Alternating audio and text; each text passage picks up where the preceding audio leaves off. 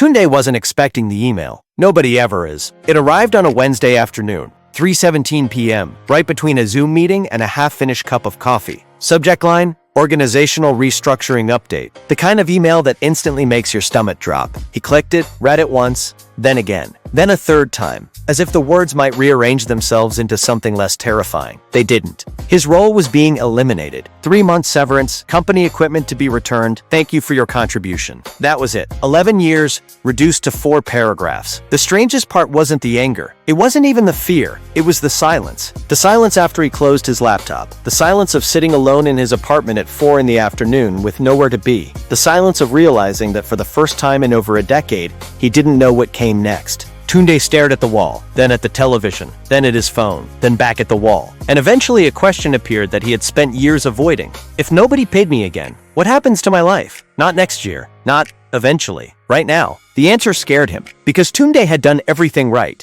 At least everything he had been told was right. He studied hard, got the degree, landed the job, climbed the ladder, worked late, accepted promotions, earned more money every few years. From the outside, he looked successful. The kind of successful people screenshot on social media. Nice apartment, good car, vacation photos, birthday dinners at places where the menu doesn't have prices. Success. At least that's what everybody called it. But sitting alone in his apartment that Wednesday afternoon, another truth emerged. Tunde had income. What he didn't have was freedom. Those are not the same thing. And nobody talks about that enough. A lot of us spend years increasing our income while never increasing our independence. Every raise improves our lifestyle. Every bonus disappears into something: a bigger apartment, a better phone, more subscriptions, more obligations, more payments, more things that quietly require us to keep earning. So we work and work and work. And one day we wake up and realize something uncomfortable. Our salary isn't funding our freedom. It's funding our survival. The next week, Tunde met his friend Chika for lunch.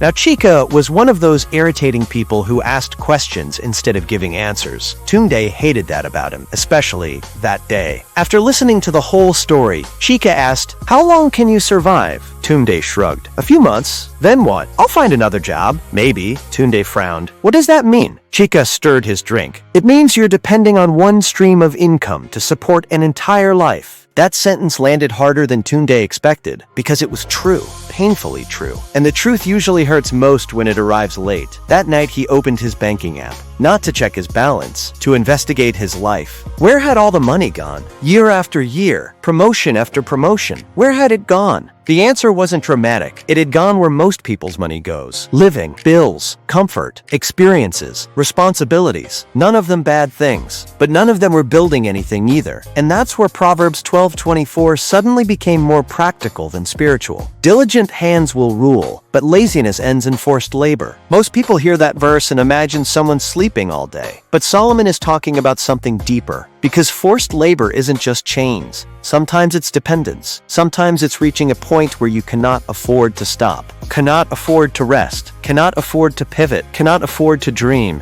because every aspect of your life depends on the next paycheck arriving on time. That's its own kind of captivity. Not dramatic, just expensive. A few months later, Tunde started rebuilding. Slowly. That's important. Not dramatically, not through some cryptocurrency miracle, not by becoming an overnight entrepreneur. Just slowly. He got another job. This time he made one change. Before spending money, he directed some of it. Not a huge amount, not enough to impress anyone, just enough to start. Because wealth isn't usually built through one heroic decisions. It's built through boring decisions repeated consistently. Month after month, year after year, the same way a tree grows. Quietly, while nobody is paying attention. Meanwhile, another friend of his, Bisi, was earning almost exactly the same salary, same city, same age, same opportunities. But Bisi had spent years building alongside earning. Nothing flashy, a small investment account, a side business she ran on weekends. Looking at them from the outside, nobody could tell the difference. But when uncertainty arrived, their realities were completely different. Because one person had built a machine, the other person was the machine. And that's the salary trap. Not earning too little, thinking earning alone is enough. The goal isn't to quit your job. Your salary isn't the enemy. Your salary is a tool, a seed, a starting point. The danger is consuming every seed you've been given and then wondering why nothing grows. And maybe that's the conversation more people need to have.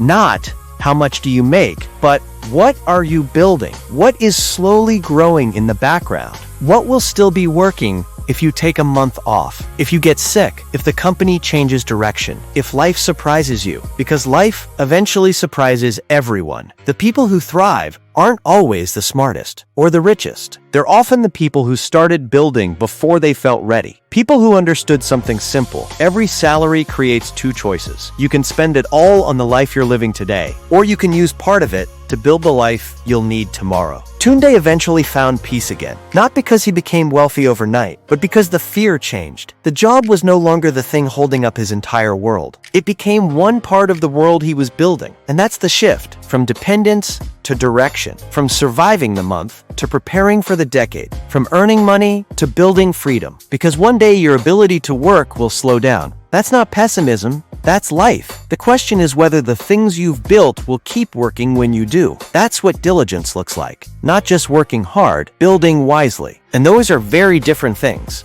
If this message hit different, if something in your spirit just shifted, don't let it stop there. Hit like, not for the numbers, but because there's a steward somewhere still scrolling who needs to find this. Share it with the one who's been praying for breakthrough, but hasn't had the word broken down with receipts yet. And subscribe to Bible Rebooted. We're not here to make you feel good. We're here to hand you the truth and show you what to do with it. Manage it like it was never yours. It's your boy Dave Solara signing out. Like, subscribe, and stream a music.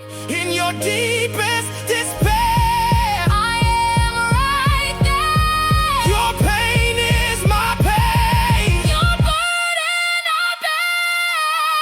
I see you.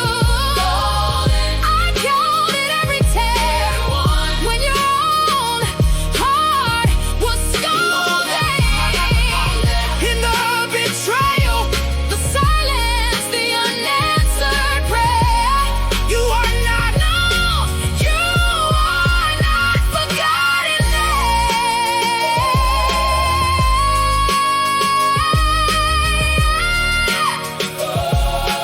You are not forgotten there.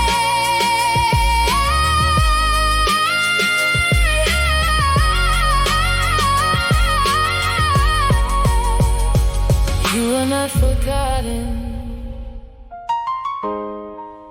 You are not forgotten. I see you.